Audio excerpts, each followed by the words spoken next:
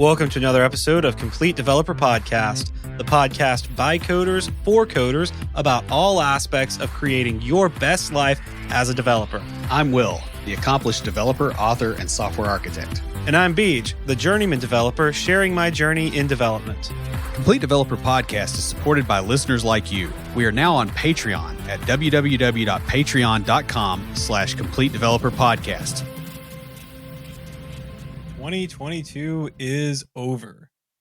Finally. It's been an interesting year for a lot of us with quite a few changes. There have been both upsides and downsides to this year, and most of us have had to grow a lot.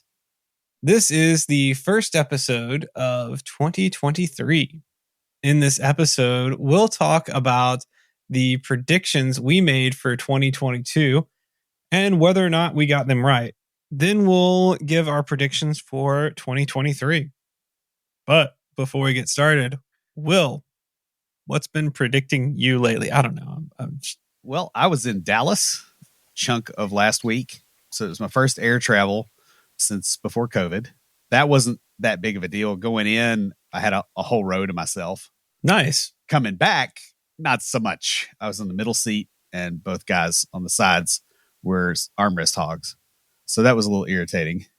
I wonder if you were on the same flight as some of my friends, because they flew out to Texas. I don't know if they're going to Dallas, but they flew out to Texas for a wedding around the same time you did. And they were talking about how they had, there's almost no one on this flight. Yeah, I think just like it being a Tuesday right after Thanksgiving, people are home by then and they're not traveling again, except for crazy people. There's nothing much to report from Dallas. I was at the hotel and then I was at an industrial park. And then I was at the hotel and then I was at the industrial park. I did watch a coyote pee on a car. That was the highlight as far as sights and sounds. Interesting. It's been about 8 or 9 years since I've been to Dallas. Yeah, it's been a while since I've been. So what's going on with you? We are preparing to go to production for the app I'm working on at work. The team's been doing a lot of tech debt stories kind of to clean up the code. I'm learning about the process as this is my first time at this job, taking an application to production. This is, it's not an update. It's a new app going out there. Because as the lead, I get to do a lot more than I've done in the past too. So it's really exciting. A lot of fun stuff going on, a lot of learning, things like that. That's basically all I've got going on. It's just been a lot of that and then working on my side project, and that's it. Playing around with Gatsby on the side project. That's been kind of fun. Kind of was fighting it a little bit. I think I told you the other day, I was like, I feel like I've been ice skating uphill. A couple of realizations dawned on me about how it's designed to be for blogs. And I was like, if I just treat this like a blog and then use categories to set things up the way that it needs to be for this project, everything started coming together. And I'm like, oh my goodness, things are all fitting.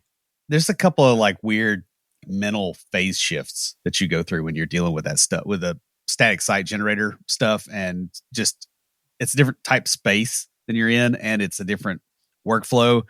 I don't know how to explain it other than it is just like it's a phase shift. Like there's a point where all of a sudden everything changes. Saving money is hard, especially when everything is changing. Lucas Casales is a fee-only certified financial planner. He owns and runs Level Up Financial Planning virtually out of Fort Collins, Colorado. And just like us at Complete Developer Podcast, he focuses on helping you to not only establish an actual real plan, but to take action on that plan so that you can live your best life. It's not good enough to just have a plan if you don't do anything with it. Mm-hmm. Guys, investing in financial planning services really comes down to whether or not you can improve your finances. With the help of Level Up, the compounding impact of making better financial decisions is easily going to pay for itself. Level Up also has a unique pricing model, so you can start on your financial planning journey right now instead of having to wait until you have enough money, because he has got it set up where it will help you start no matter where you are in your financial journey. Mm-hmm. Best of all, Lucas is a fiduciary for his clients. And what that means is that he's not really here to sell you a product, but to help guide you to a better financial situation. And speaking of guidance, if you want more of it, catch his podcast, Techie Personal Finance Bootcamp, where he covers financial topics that you almost certainly are facing and interviews other IT professionals who share how they navigated their own careers. And you can learn even more at levelupfinancialplanning.com. Because this is one of the most fun episodes we record each year. Both Will and I look forward to reviewing our predictions from the previous year and creating new ones. It's important to stay up to date with changes in technology, especially in your particular field. While this last year, I think, was probably less unpredictable than some of the years just prior to it, it still did see a lot of interesting developments, both in tech and outside of it. For many people, it has been kind of a tough year, and nearly everyone has had to make some adjustments. Whether we like it or not, though, this year is nearly over. By the time you're hearing it, it is over, and the new year has begun. I got a John Lennon song stuck in my head now. In this episode, we get to have a little fun and make some educated guesses as to where we'll be in another year. We'll start by reviewing our predictions from this past year. Each of us were accurate in some areas, maybe not so much in others. And then we'll get to our predictions for 2023. So, starting off, 2022, my first prediction was split workforce, as a lot of people enjoy coming into the office and others prefer to work remote. Many employers have enjoyed the reduced cost of office space. Some have even reduced the size of their offices as more people work from home. And my prediction was that there would be some who want to return to the office and others who prefer working remote. We're going to see more of a split teams approach where some people are given the choice to work remote or in the office. I'm calling this a hit. A lot of companies are now hosting split workforces. Recruiters talk about remote work as the norm, though many expect employees to come into the office maybe a few times a week or something. I've had that with a few of the recruiters. I was like, yeah, no. And then, of course, you've got everything going on in like Silicon Valley and Elon telling the Twitter folk, come in or go home. Wait, you're going to come into the office and work 120 hours a week and you're going to like it? Yeah. That's a whole other can of worms there. All right. So my first prediction was that one or more of the major worldwide flashpoints will spark off.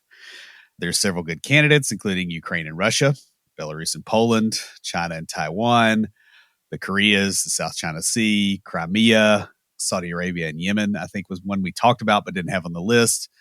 Said a global sea change in power is going to begin to occur. And we can hope that it will be largely peaceful, but it's unlikely to be entirely peaceful everywhere. And then when you add supply chain disruptions, large movements of people, medical panic, and food price increases to the mix, it's probably not going to end all that well. My result on this was, well, crap. Yep. Would have preferred to have been wrong. There's obviously the situation between Ukraine and Russia. It's kind of sort of wobbly whether Belarus and Poland are in the middle of that or not, and whether we're in the middle of that. China and Taiwan, I was a little bit surprised that they did not retake Taiwan. I kind of expected that one actually to pop off sooner. The situation in Yemen is also a bit grim. You're not hearing a whole lot about that on the news, but there's some stuff going on there. There's a few other places in the world. So yeah, this was definitely disappointingly correct. So my second prediction was the continued expansion of suburbia.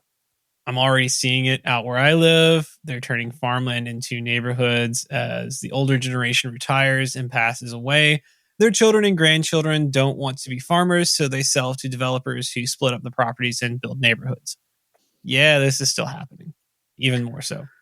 Even with the market taking a hit and interest rates rising, the suburban expansion continues. I was reading an article the other day about how suburbia is like going to be the next major decision makers. Yeah.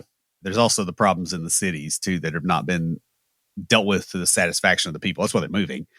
I'll also add another little twist to this. A lot of the small businesses are going away too. Like family owned businesses are being sold by children and grandchildren of the founders to larger corporate interests.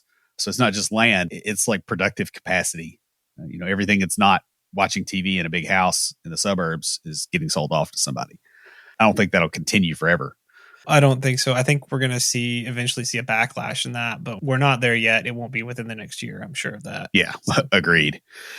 All right.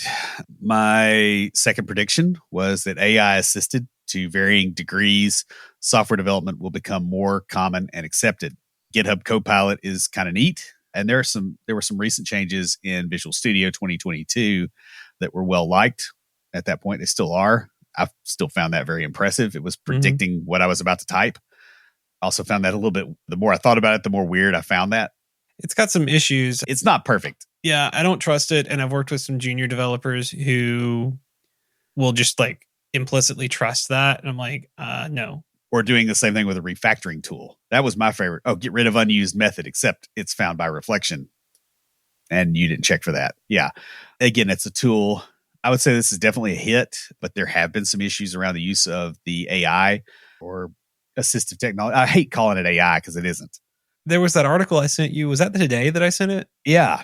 About the GPT stuff being banned on Stack Overflow. And there have been issues around GitHub Copilot now because they're trawling through either open source code or, potentially varying licenses of code and using that as inputs for this thing. And it's like, okay, well, if it's creating code from code that is restricted in some way, what is my legal liability if that thing types it in? And that, I had not thought about that last year, but that looks like a bomb about to go off. It'll be interesting to see where that goes. And some of the other crazy machine learning type stuff is just off the hook. As far as the GPT stuff is very interesting. Some of the AI generated art is also interesting. And I think we're going to talk about that here in a little bit. Yeah, we actually are. So moving along, my third prediction for this past year was that there will be an increase in sale of prefabricated and pre-built PCs for gaming, as individual parts to build a gaming PC will continue to be harder to acquire by the average individual. Also, PC gamers may not want to go through the trouble of building their own machines, though I wouldn't be surprised if some industrious individuals bought prefab machines to cannibalize them and sell the parts. I am claiming this is a hit. The market for gaming PCs continues to grow. One trend I've noticed seems to be that gamers buying pre-built PCs to get the hard-to-find parts and then upgrading. Yeah, and some of those parts, too, I think are going to get a little bit easier to find, especially with the collapse of some of the cryptocurrencies. Some of the video cards will hopefully get cheaper. Certainly be nice kind of soon.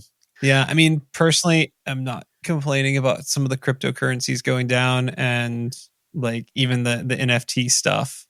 I thought that was dumb from the moment I first heard about it, but I know there are some people who are really, really into it. I'm not trying to be insulting, but I just looked at it and was like, no. It's a use of energy to avoid problems with fiat currency, which really you need to fix the underlying thing.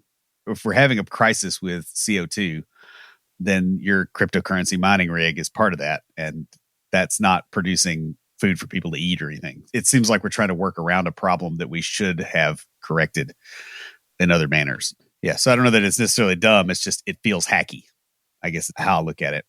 All right. So speaking of feeling hacky, my third prediction was that some degree of migration out of the cities is going to continue occurring because the people that have always wanted to leave but couldn't now have the ability to do so because of remote work or because of just stuff shifting. And with the absolute mess that has been made out of urban office space, we may also see a revitalization of some urban areas as well. Housing prices will remain insane throughout the transition and will seem especially insane to residents of smaller, quieter towns. This was a pretty solid direct hit. I don't feel like I had a great deal of predictive capacity here. That was pretty much in the cards by the time I wrote this last year. Companies are trying to really cram the remote work genie back in the bottle, but I don't think they're going to succeed. Right now, they're still having enough trouble hiring people that they're having to understand that workers are going to have a life outside of work and commuting, and they are not going to get control of this again. It's ridiculous to think they can force that when people can go somewhere else and get. Yeah. I mean, I'm just looking at it going, that's great. If you guys want to try to force that, I will try to work with people who are fighting that because those people are going to win and you're going to go under, and we're going to get your stuff for half price. Thanks. Yep. Pretty much. My final prediction from last year was that we would see an increased use of IoT devices and wireless sensor networks in infrastructure and planning. We'll see more use of data collection devices in designing roads in cities or when creating infrastructure to support growth. Nashville is a prime example of growth beyond what the infrastructure can support. Other cities around the area have learned to build their infrastructure first and then bring in the growth. I'm talking to you, Huntsville. Mad respect for you guys for turning companies down until you had the infrastructure.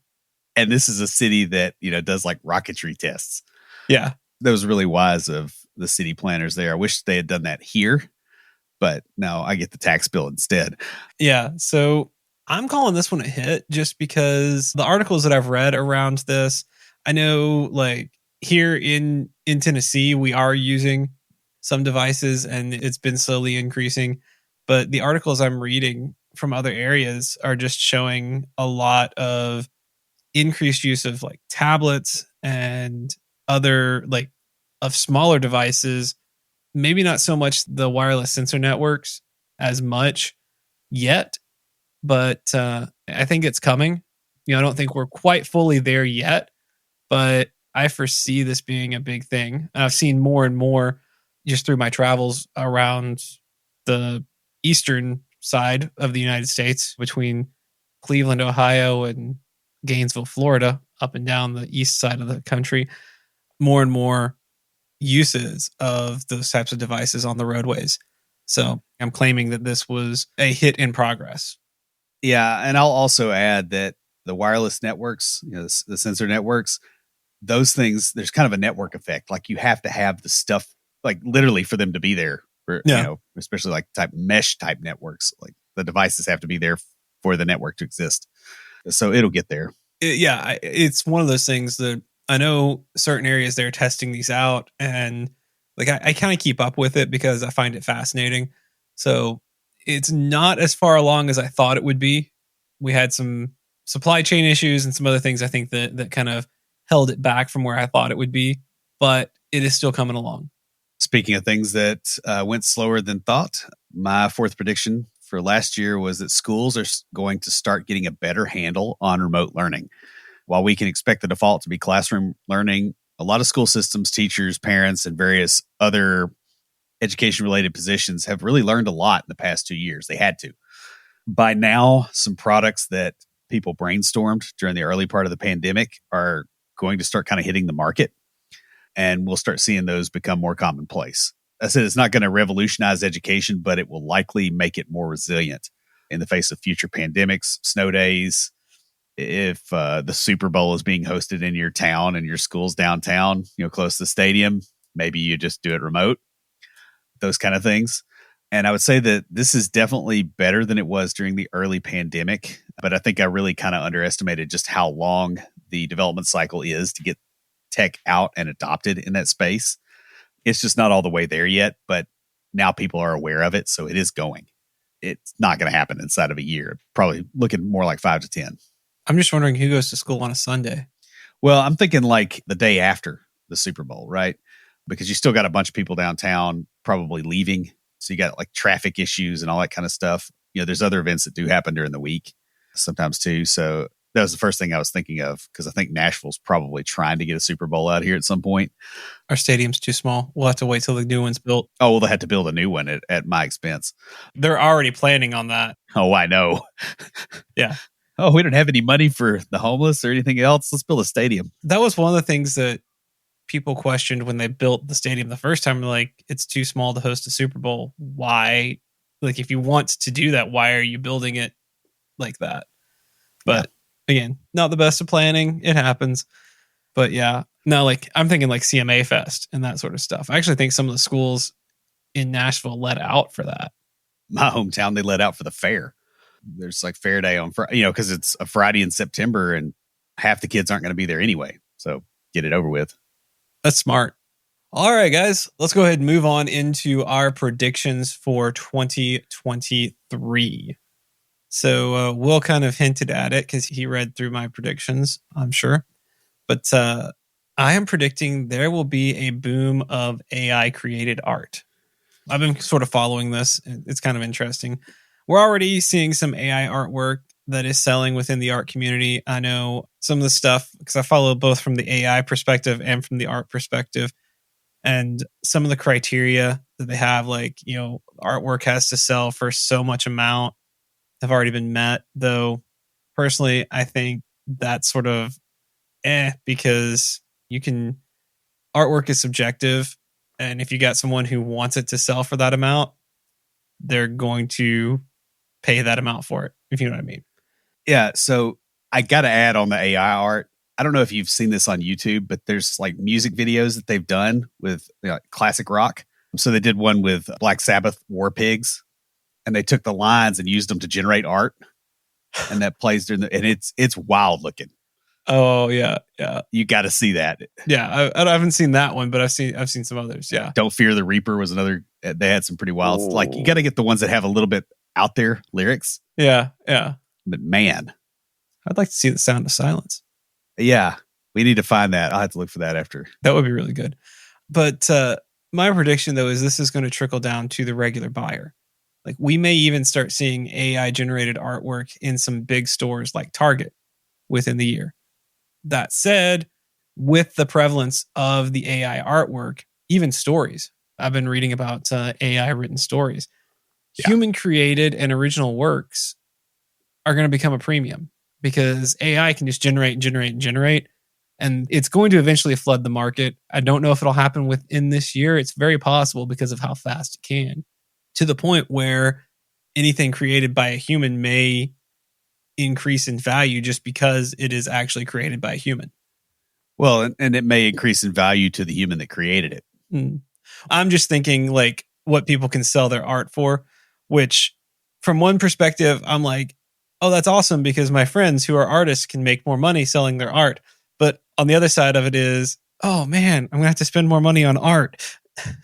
Well, and I could also see a situation, like it'd be really, it sounds dystopian, but can you imagine a situation where people have a lot of screens around their house and they go, hey, I want the house to have this feel today.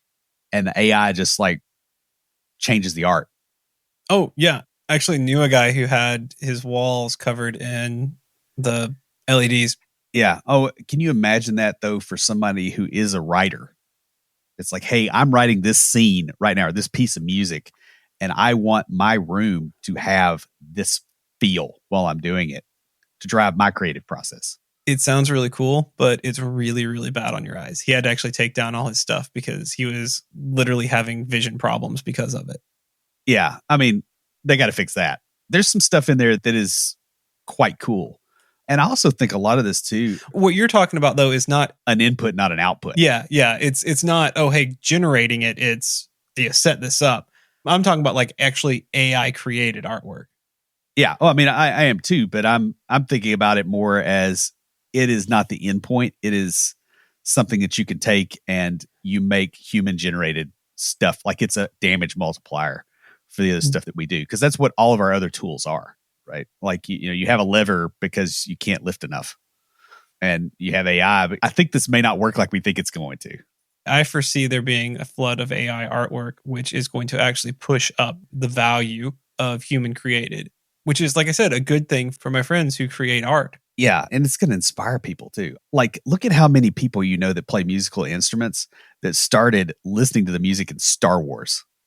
And now they're part of the symphony. Like John Williams did more than any music teacher out there. We have a natural reaction to this sort of stuff and we think it's different than what it actually is. So I think this is going to be super cool over the years. It will get interesting too, but that's the way things are. We're going to have like a tough time. Like we're going to have a storming before we get to norming and then performing. Yeah. As we learn to work with it. We got that with motion picture, with color TV, with radio, with all these other things, with the printing press. Considering what happened after all of those things, maybe that's not so positive in the short term, but long term, yeah. True that. So speaking of not being positive, I noticed all of my predictions are kind of negative, and I want to preface them with the understanding that they sound negative, but it's more like, hey, this is where we are in the timeline where things are breaking so that new things can form. So when I throw mine in there, just please, if you're hearing that, understand that's where I'm coming from, not from a deep negative. Well, I've got one of those, but that's not what this is. We've all met you. We know. Yeah, exactly. Well, no, actually, you guys haven't actually met him, but you've been listening to him potentially for the last 7 years. Yeah, I look both ways when I cross a one-way street. 390 hours. Yeah, more than that. Yeah. It's probably getting close to 400 because some of the early ones were long. Mm-hmm. Yeah. So anyway, so the first prediction I have, I mean, I don't necessarily feel like this is much of a prediction anyway, but is that significant supply chain issues will continue and they're going to be exacerbated by governments being dumb. These may correspond to supply shortages or be the results of war or be financial games being played. These shortages will almost certainly impact things like fossil fuels, food, medical supplies, and electronics, things that are critical to the modern world functioning. While this will make both consumers and businesses more price sensitive, it may open up opportunities as well. There may be a lot of money to be made for people who can save companies a lot of money or who can figure out ways around the problems. Every moat has a castle behind it. I think it's going to get worse before it gets better, for sure. Like, I agree with you on this one. Like, we're going to see even worse things. But I think that's going to push others to step up too. So my second prediction is that we're going to see a social media decline at some point. It may not be this year, but I'm predicting it this year. The inane censorship issues to Elon Musk buying Twitter and the bans on TikTok because of its parent company. I mean, there's just a lot. And then other people, like the effect that social media has had on society and the younger generations observing that. And so I'm predicting that the newest generation is going to push back. And we may even see a move away from using social media as a form of communication. I think they're going to find something else. Yeah, they always do. It's time for something better. Yeah. And I mean, I think that's what they're gaming on with like the meta thing, right? I don't think it's going to be that. I think like soda was, yours and my generation's cigarettes, essentially. And social media is the millennials' cigarettes. And like they're going to do something else dumb, but, it will be dumb and it will be different. I think it's going to have to. Either that or it's going to get regulated. In which case, versus it dying slowly on its own, it's going to get killed. I think what's going to happen is it's going to start to die slowly on its own. I've seen a couple other social media things pop up and come and go. And it's like, yeah, I feel like it's going to go the way of MySpace. Like MySpace is still around, but nobody's on it. Facebook is like that to a large degree already too, unless somebody's over 45 or so, because I mean, I'm on there enough and I watch and I'm like, man, there's nobody younger than me on here for the most part. Or if they're on, they're not on much. It's like sharing memes and then going away, which is exactly what I do. I mean, most of my interaction on Facebook is through Instagram. Yeah. Most of mine's through groups. Most of my posting goes through Instagram to Facebook. Very rarely do I post directly to Facebook. Yeah, but it is really good for groups. I will say that. Like, I'm actually fairly satisfied with that. I like to complain, but it is good for groups. I do like the way that's set up, and we may see something that comes along that's even better for something like that. I mean, Google Circles with was it Google Plus? That never got anywhere. Like that was a more realistic model of human interaction. Like right now, if I post something publicly on Facebook for a certain audience that might find it funny, somebody who doesn't find it funny is going to see it and start pick a fight. I mean, I had a cousin that did that and like blocked me. No, you can. It's not easy to do. Like I need like better grouping in that to be like a first class thing. And maybe that's where it goes, right? It's something that is more like a human actual social network. I'm going to share certain things. Like I'm going to tell you about some things that other people don't care about. Like my friends on the worship team, none of them are software developers. So I'm not going to tell them a lot about, work stuff, but you really don't care about any of the music or. I mean, I like it. I like that it makes you happy, but I don't know what it is. Yeah. I'm not going to talk music theory with you. Yeah. It's not that it's something that offends me. I think that we're going to have to deal with that. Like, we should have looked at Jack Dorsey and Mark Zuckerberg and said, I don't want to live in a world where these people's mental models of how human interactions happen are what I have to deal with. Like, we should have looked at both of them and been like, yo, dog, no. But we didn't. And so something else is going to take that space. And it'll happen pretty soon. Maybe it may even be this year, like you said. All right. My second prediction, more global flashpoints are going to flare up. We've already seen plenty this year. And honestly, the situation in Ukraine and all the rhetoric around it really didn't make anybody look like a decisive winner who can't be beaten. And when you have that, that means other people take opportunity. It's not just, hey, there's all this destruction and there's all this death. There's a wide scale human migration that's going to happen out of these areas. You're going to see tension between various countries and the rest of the world, especially between Western countries and the rest of the world. I think a lot of other places are really, really tired of the way we act in various capacities. You're starting to see some of those things there. Just look in the news.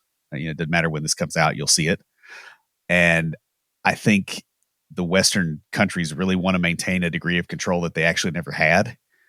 And that's going to lead to some friction. Now, how it breaks out is different, but there may be additional fronts that open up this year as a result of that.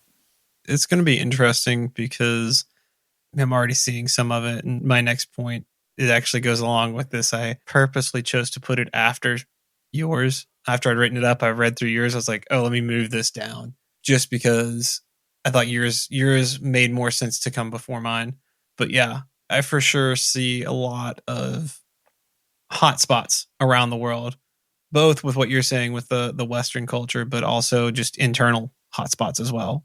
There's a lot of stuff that's been going on a long time in a lot of places that's really, really dumb.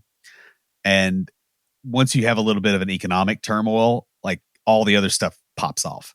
The economy keeps a lid on a lot of bad things happening, which is something I think a lot of people don't understand to an adequate degree. And so, yeah, like Iran is a great example of that.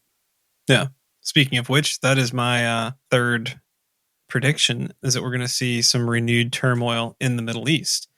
As I read recently that Iran is disbanding their decency police force.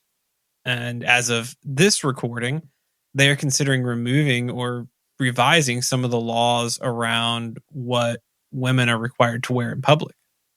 And while this is a big win for women's rights and freedoms globally, there will be zealots who do not like these changes.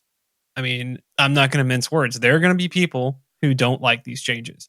And I'll add something else too. You'll also get zealots in the other direction that are like, hey, we had a win. Let's win all the way. And it ends up being a recipe for a collision. And my prediction is this is going to lead to some unrest. And that particular area is going to become another hotbed. And we're just going to have to watch it because we don't want the Western society to get dragged into it. Well, and the other thing too is like going into somebody else's house and telling them what to do. Yeah. We got to get out of that. It doesn't work for anyone anywhere on either end of the equation. We try to avoid talking politics on the podcast, except for in this episode, because we're making predictions. But I'm looking at what's going on just in the world in general and how a lot of stuff is boiling up in a lot of areas. And like, when I was reading about that the other day, I was like, oh, while it is a great win for women's rights, it's got the potential to cause some serious problems. That's my concern, is that there's going to be a backlash for it. And so I'm hoping that the government there has, and I'm sure they are, but I'm hoping they've expected that and planned for it. Yeah. And that they're thinking very, very carefully about how they do everything, and like slow and methodical, like don't make huge social upheavals, because it's going to take a minute for everything to turn and go in the right direction. And by the way, you have things here too that have just as much potential for popping off in various ways. Like, it's not just over there, it's everywhere. All right. My third prediction, there will be a lot of tech layoffs. Frankly, over the last, I would say 5 or 6 years, a lot of tech companies grew headcount and did not grow effectiveness. I've seen that. I've been at a company where the number of programmers doubled and our throughput cut in half. Well, yeah, that sometimes happens.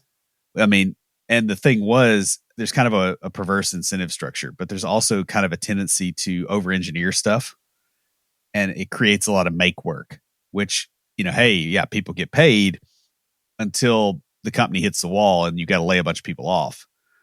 And this is going to continue. A lot of tech companies, frankly, are very, very slow and unproductive. People are saying, oh, it's because of agile. It's like, it's not agile. It's like bureaucratic systems theory. It's Taylorism. It's not agile, even though I like to rag on agile all the time. That's not quite what it is. There are still going to be plenty of companies that are hiring and at pretty good rates, either trying to avoid attrition of employees or trying to make moves in the market against slower opposition. But you are going to see a shift. And now is really a good time to lean into the effort of expanding your skill set and your network to get ready for this, because there are going to be more layoffs, probably between now and whenever y'all hear this. Oh, yeah. There's a lot going on. I will say I had someone ask me my opinion of Elon Musk and what he's doing over at Twitter. And I looked at him. This was at a developer meetup. And I'm like, Mike, he's a genius. And they're like, what? I'm like, yeah. He knows that he's going to have to lay people off. So rather than having to pay, severance packages and unemployment, he's getting them all to quit. Yeah, and doing it without it being a constructive dismissal. Yeah. There's specific legal things. I think the other thing too is he is probably overreacting to some things. I do have a hard time feeling too sorry sometimes for the very, very large corporate employees in some cases. Yeah, we'll see whether what he's doing works or not. Like, that proof is going to be loud in public. I didn't say what I thought what he was doing was right. I just thought it was smart. I mean, like, if you're like from a completely Machiavellian type approach, it's like, yeah, that's the tactic. Mm-hmm. And I think a lot of other companies are kind of starting to do this too. I think a lot of the pushback against remote work, that is a lot of companies trying to cut people without actually having to pay unemployment. That's the larger strategy there. Yeah, I mean, as annoying as it is, I question the morality of it, but the practicality of it makes sense. Yeah. Well, it's their foot. They can shoot it off.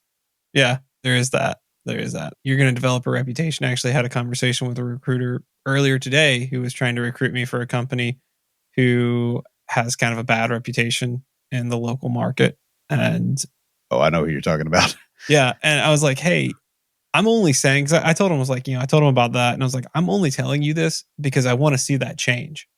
Like, I would like to see your company's reputation change. And I recognize that changing a reputation is not easy, but I would really like to see that, because I think a lot of what you guys are doing is good, but you have a bad reputation amongst the community.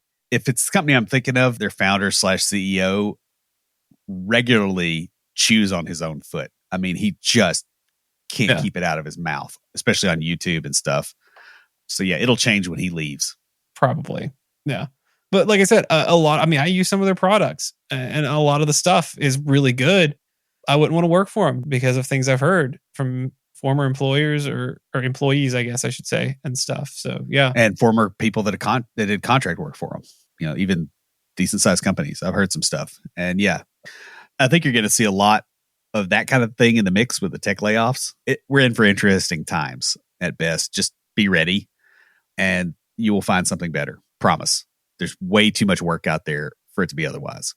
Yeah, I think what I was getting at was, like, in addition to layoffs, we're going to see companies pushing people away to avoid having to pay for the layoffs. Well, and they're also overly tied into their downtown real estate that now is not worth as much. And they're trying desperately to fix that instead of they're doing sunk cost fallacy. And the thing with sunk cost fallacy is eventually it sinks you. It corrects itself. All right, guys. So my final prediction for 2023 is that new suppliers for cheap computer components will emerge. This kind of goes along with Will's first one. I put this one as my last one after I read through Will's. I moved my stuff around. I was like, oh yeah, that one's going to go at the end. But with the current and looming issues between the US and China and other places, among other things, there's an opportunity for a new or several new suppliers for cheaper electronic parts to emerge. It would be nice if we could get some manufacturing back on US soil, but that's not likely just because of the cost and everything. So I expect to see one or more of the US allies or US influenced countries to emerge as a new hub for exporting cheap electronic parts. Yeah. And I can tell you my favorite candidate for that right now is Vietnam, because you have all the logistics infrastructure in that region already, just because, hey, China's there, Japan's not too far off, and there is a fair bit of investment happening. That country has turned around a lot of stuff. You'd be surprised how much stuff is made there. So that would not surprise me in the least. So my fourth and final prediction is that outsourcing is going to get a lot more complicated, and it may offer less of an advantage, monetarily than it did before. Besides the complications that our supply chain issues and wars are creating, standards of living are kind of rising in a lot of other places outside the West. And most of the outsourcing stuff is kind of based on wage arbitrage. So it's like, hey, I could pay, dude bro here $100 an hour, or I could pay dude bro there $10 an hour. As long as dude bro over there is some sizable fraction of dude bro over here's productivity, then you're ahead. And so that's what a lot of that's based on. Now, if it's skill based, that's a whole different thing. But those kind of things are not going to work as well, because what happens is the salaries of overseas workers keep going up. And you're also going to start seeing a lot of stuff with regulatory pressure coming in, making sure that things like data from citizens and sensitive things don't leave a country's borders. This will probably be the EU, not the US, because the US doesn't seem to care about this for whatever reason. We're just kind of dumb on that in that department. Unfortunately, the EU has got this one down better. Basically, you don't want your citizens' data to be on an overseas server that's outside your jurisdiction, that's outside your laws. And you're going to start seeing more of this and more pushback, even from other countries that you don't think about doing that. It's not necessarily going to be your typical Western countries doing this. I think this is going to probably start. And as emerging markets get better, this may also kind of create some opportunities for people here. You can serve those markets. If their standard of living is rising, it may rise enough where you can put a product out there and you can live here. That's a possibility. And you're going to want to tailor things more towards those individual markets instead of a one-size-fits-all market like the US has kind of become. This may work. This is kind of based on the current situation. Obviously, as widening regional conflicts happen, this is going to get a bit more dicey. If you had Russian software developers in February this year, you had a bad time. And if you had Ukrainian ones, you had a bad time. And there's several other potential flashpoints. You're going to have to be careful about that. But there is an opportunity here, but there are also some rough spots, I think, that are coming. Yeah, I mean, I can see that. Again, with anything, we've got really, I think the theme for this this episode has been, hey, we've got a lot of changes coming, and with change comes turmoil. And it's like, hey, there's going to be some rough spots before it gets better. We've got a storm before we can norm. Yeah. Or, the dinosaurs get wiped out and the rats survive. Do you want to be a Tyrannosaurus or do you want to gnaw on his bones? Like, the world is going to change and we have to deal with that. So, guys, in many respects, 2022 was a bit of a mop-up operation for the things that happened in 2020 and 2021. It was, the close of several chapters of pandemic history. Now, while the pandemic story and other things that are caused by it are very, very far from over, at least for most people, this year did represent a kind of a bit of a return to something resembling normal life in, large portions of the world, not all of it. However, like all years so far in this decade, a number of curveballs have been thrown. And we hope you make tremendous personal progress this year. And we look forward to 2023. Just hang in there. Stand by for Titanfall.